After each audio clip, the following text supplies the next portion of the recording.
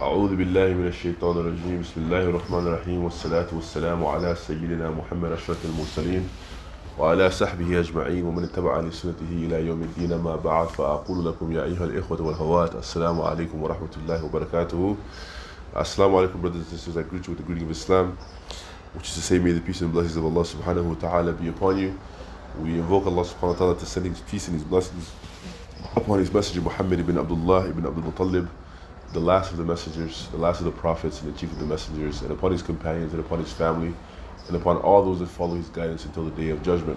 Amma ba'd, now as to proceed, inshallah, we'll continue with the 27th iteration of our foray into the Mukhtasar of Imam al-Akhdari, the abridgement of Imam al-Akhdari in morals, purification, and prayer. Alhamdulillah Rabbil Alameen, we finished the section on morals, we finished the section on purification, and we are in the section of Salat that we began a few weeks ago. Last week specifically, we looked at the Fasl fi Fara'id al-Salat. We looked at the section on the Fara'id, the obligations of prayer, meaning the obligations that are within the prayer. Not the obligation of the prayer. To pray is an obligation, and we mentioned the week before the conditions that make it incumbent upon a person to have to pray. But the obligations that are within the prayer itself, meaning those things that if you deliberately and intentionally leave them out, they render your prayer invalid, and you would have to restart your prayer and do it correctly the second time around. So we did the fara'id. Today, inshallah, we'll start with the sunan of the prayer. You understand? The sunan of the prayer, the sunan is the plural of sunnah. Sunnah means a tradition or a path or a way. When it comes to the sunnah, when it comes to prayer specifically, the sunnah are those things the Prophet ﷺ, he never left them out of the prayer, but the level of evidence doesn't reach the degree to where you can say it's obligatory. But the sunnahs are such that if you leave 3 of them out of your prayer, then you have to prostrate what's known as a prostration of forgetfulness before you say Assalamu alaikum. You understand? So it's important that you maintain all the sunnahs, because if you forget to pray, if you leave out the sunnahs, and then you forget the prostration of forgetfulness, then your prayer becomes invalid, inshallah. So the sunnahs is not something you can just say, oh, it's a sunnah, I'm going to leave it out. No. The sunnahs is something that has to be performed in the prayer, and with respect to prayer.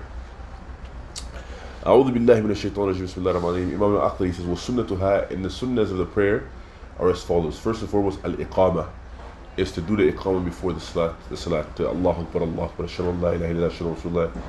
Not the adhan, that's another thing, but the iqamah itself is a sunnah of the prayer. وَالسُّورَةُ الَّتِي بَعْدَ الْفَاتِحَةِ, and the surah that you recite after al-Fatiha and the first 2 rak'ahs of any prayer are also a sunnah. Each of them is a sunnah in of itself. وَالْقِيَامُ لَهَا, and the standing for that recitation is also sunnah in of itself, meaning that you don't sit down and recite that part of the prayer. You don't sit down and recite that surah.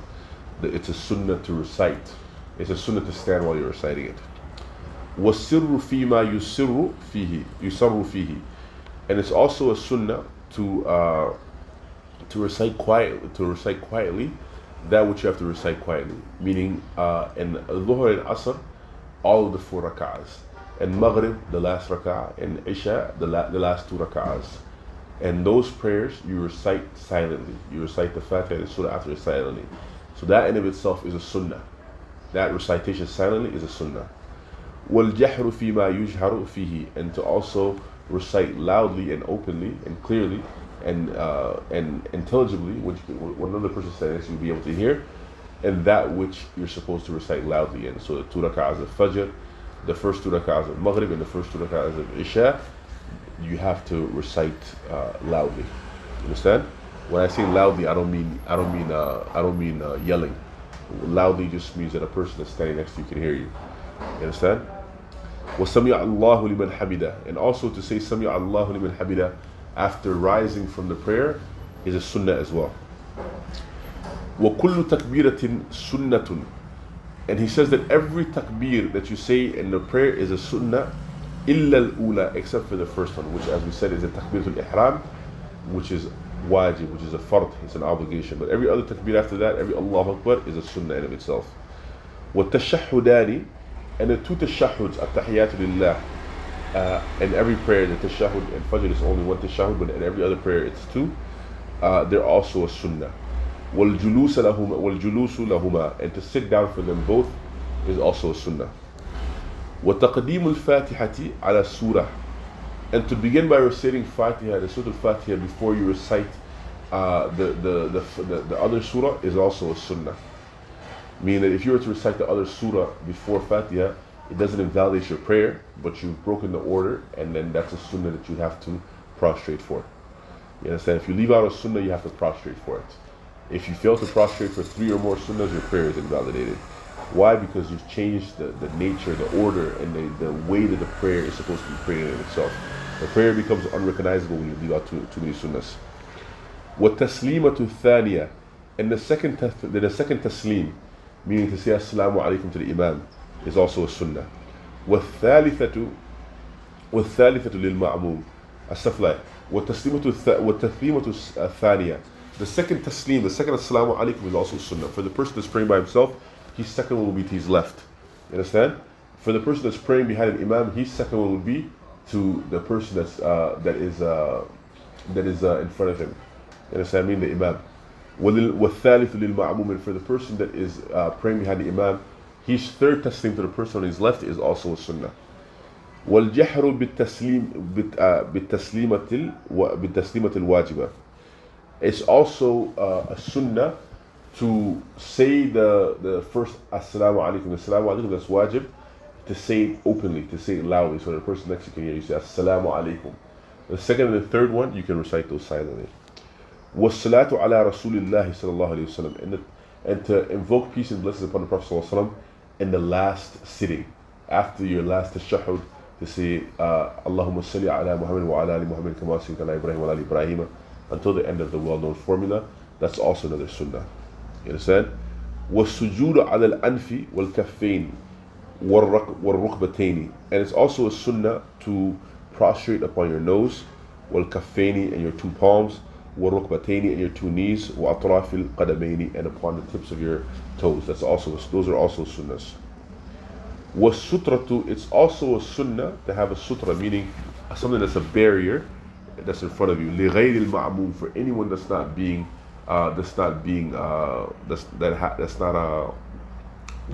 behind an imam. وَأَقَلُّهَا, and the smallest level of a sutra, غِلَذُ الرُّمْحِ, has the length of a spear. وَطُولُ ذِرَاءٍ, and it's the width of a spear. غِلَذُ رُمْحٍ, the width of a spear. So it can be very thin. It's like a remote. وَطُولِ, and its length, it can be ذِرَاءٍ طَاهِرٍ. It can be, he says, a clean shirt, but in reality, it can be anything smaller than that. It can be a water bottle. Anything that can stand in front of you to represent, like, a person don't pass inside of this, can be a sutra. You understand? Tahirin, it has to be pure. The sutra itself has to be pure, so you don't use something filthy as a sutra. Thabitin, it has to be something that can stand, something that is stable.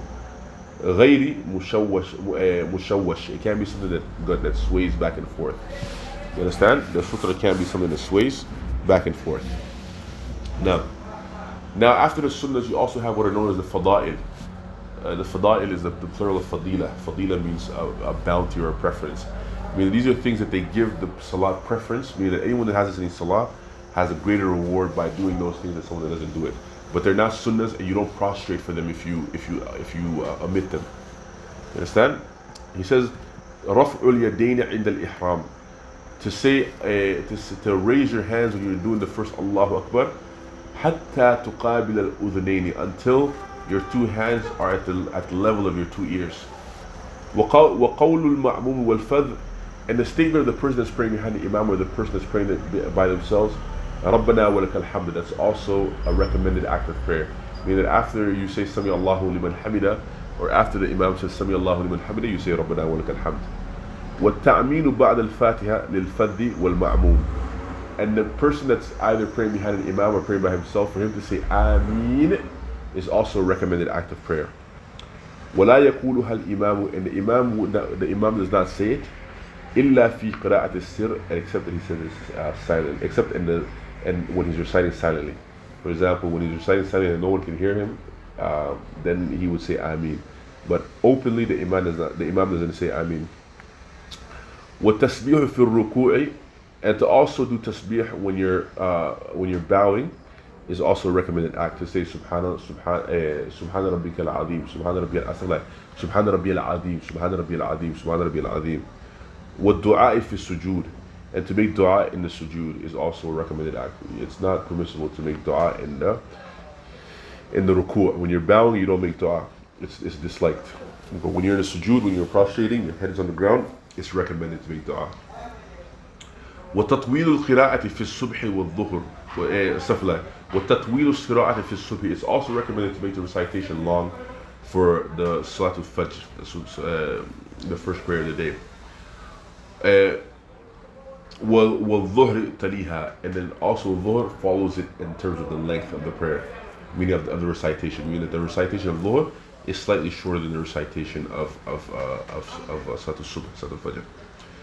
وَتَقْصِيرُهَا, it's also recommended to shorten the recitation فِي الْعَصْرِ وَالْمَغْرِبِ, in the Salatul Asr and the Salatul Maghrib. وَتَوَسُّتُهَا فِي الْعِشَاءِ, and to make it medium, to make it between a long recitation and a short recitation when you're praying Isha. You understand? Now, وتكون السورة الأولى قبل الثانية وأطول منها.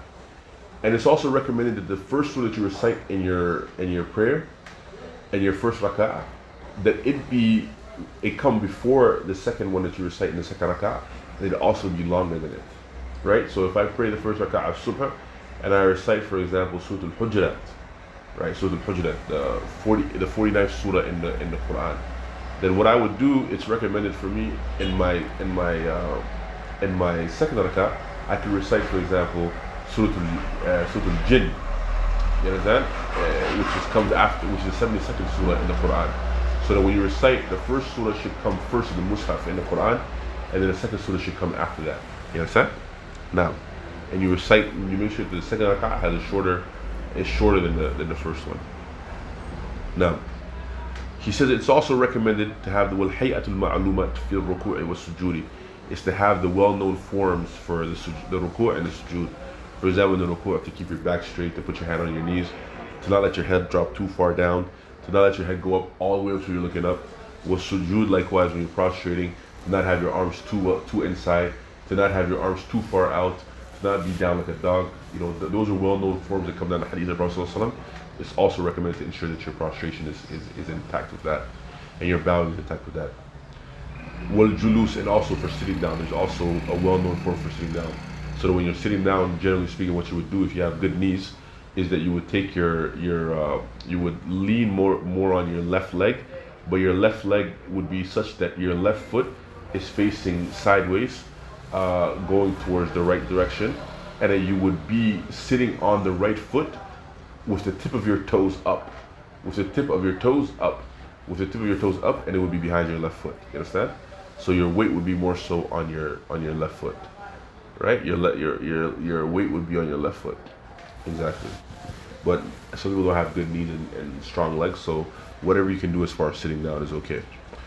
وَالْقُنُوتِ سِرًّا قَبْلَ الرُّكُوعِ, and it's also recommended that in the Fajr prayer that you do the dua al-qunut before you go into ruku', meaning after you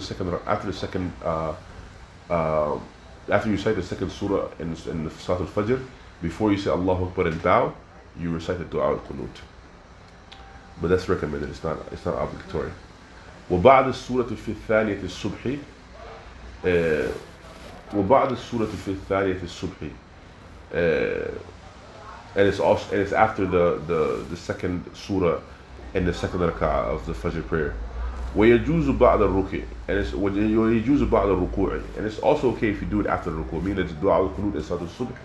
After you do Allahu Akbar, you bow, you come back up, Sami Allahu liman hamd rabbana wa lakal hamd. Before you prostrate, you can also do the dua there. وَالدُّعَاءُ بَعْدَ التَّشَهُدِ, it's also recommended to recite a dua after the tashahhud al-thani, after the second tashahhud, and you say Allahumma salli ala Muhammad. The dua that you're supposed to generally say, Allahumma inni a'udhu bika min adhab al-qabr wa a'udhu bika min adhab al-jahim wa a'udhu bika min al-mahya wal-mat wa a'udhu bika min al-masih ad-dajjal. You ask Allah for protection from the hellfire, from the punishment of the grave, from the fitna of life and death, and from the fitna of the Antichrist. Now, he says, وَيَكُونُ التَّشَهُّدُ الثَّانِي أَطْوَلُ مِنَ الْأَوَّلِ. And it's also recommended that the second tashahhud be longer than the first one, because of the fact that you're saying the salawat, but others have the wording of the tashahhud longer, but you can use the same one. It's not an issue. وَالتَّيَامُنُ بِالسَّلَامِ. And also to turn to your left, to turn to your right when you're saying Assalamu alaikum is also recommended. وَالتَّحْرِيكَ السَّبَابَةِ فِي التَّشَهُّدِ. And to move your index finger when you're saying At-Tahiyyatu lillahi wa salawatu lillah. That's also a recommended act. Now he tells you also what are the disliked elements of prayer. And the book known as Matn al-Ashmawi, the Imam goes far into, that author goes far more in depth into the disliked elements of the prayer. Here Imam al-Akhdari, he doesn't go too much in depth into it. He just gives you a few things. He says, وَيُكْرَهُ الْإِلْتِفَاتُ فِي الصَّلَاةِ. He said it's disliked to be looking around during your prayer, meaning you're praying, you're looking left, you're looking right, you're looking up, you're looking down. It's disliked. It doesn't invalidate your prayer, but it's disliked. So the things that are disliked in the prayer are the things that it's detestable as far as with the nature of the prayer, and it comes down with the hadith of the Prophet ﷺ, or the evidence from the Salaf and the evidence from the scholars, but they're not things that invalidate your prayer. It's not like breaking wind in the prayer or speaking purposely, having a conversation during the prayer. Those things would invalidate your prayer right away. Understand? وَالتَّغْمِيدُ الْعَيْنَيْنِ. And to close your eyes without an excuse in the prayer is disliked. A person that has waswas and is not able to concentrate, unless he closes his eyes, it's allowed for that person, but generally it's disliked to close your eyes during the prayer. وَالْبَسْمَلَةِ وَالتَّعَوُّذُ فِي الْفَرِيدَةِ. He said it's disliked to say أعوذ بالله من الشيطان بسم الله الرحمن الرحيم and أعوذ بالله من الشيطان الرجيم with respects to the obligatory prayers, because the Prophet ﷺ and his companions wouldn't recite the basmala in their obligatory prayers. وَيَجُوزَ ذَلِكَ فِي النَّفْلِ. But it's okay to recite them when you're doing your optional prayers. They wouldn't do it in their obligatory prayers, but in their optional prayers it's okay to do it. وَالْوُقُوفُ عَلَى رِجْلٍ وَاحِدَةٍ. And it's disliked that you pray while standing on one leg. إِلَّا, except أَنْ يَتُولَ قِيَامُهُ. Except if you've been standing for a long time. The Imam is reciting Baqarah. He's in the second juz of Baqarah, and you're just getting tired, like, let me just switch my leg for a second. In that case, you can do so. Wow. وَإِقْتِرَانُ رِجْلَيْهِ. It's also disliked to have your 2 feet touching each other while you're praying, like just right next up to each other. You have to stand naturally. It's also disliked to have them wide as well. You understand? وَجَعَلُ الدِّرْهَمِ أَوْ غَيْرِهِ فِي فَمِهِ. And it's also disliked to have like coins or anything else in your mouth, to have a pen in your mouth, or a sheet of paper, anything. It's just like to have it inside of your mouth. وَكَذَلِكَ كُلُّ. And likewise everything, it's also just like to have anything مَا يُشَوِّشُهُ that would move him or distract him. فِي جَيْبِهِ. Inside of his pocket, أو كُمِّهِ. Or inside of his sleeve, أو على ظهري. Or on his back. So you have a backpack full of rocks. You can pray with it, but it's disliked because it will distract you because of the motion and the noise. وَالتَّفَكُّرُ فِي أُمُورِ الدُّنْيَا. And it's also disliked to be reflecting and thinking about the aspects of the world. Meaning that when you pray, you should be focused specifically on the prayer. You understand? وَكُلُّ مَا يَشْغَلُهُ عَنِ الْخُشُوعِ فِي الصَّلَاةِ. And it's disliked to think about anything that would distract you from having concentration in the prayer. You understand? So the prayer is something that you're supposed to be focused on Allah subhanahu wa ta'ala. It's not a time to be thinking about my bank account, this and that. So this is something that Shaitan plays with everyone with, by coming to you when you're trying to pray and then trying to distract you in different ways. So inshallah we'll end it here. We ask Allah subhanahu wa ta'ala for tawfiq, for barakah, for khair, and to have mercy on us to get us khair in this life and next life. وما ذلك الله بعزيز إن ذلك الله يسير سبحان ربك رب العزة عما يصفون وسلام على المرسلين والحمد لله رب العالمين اللهم صل على محمد.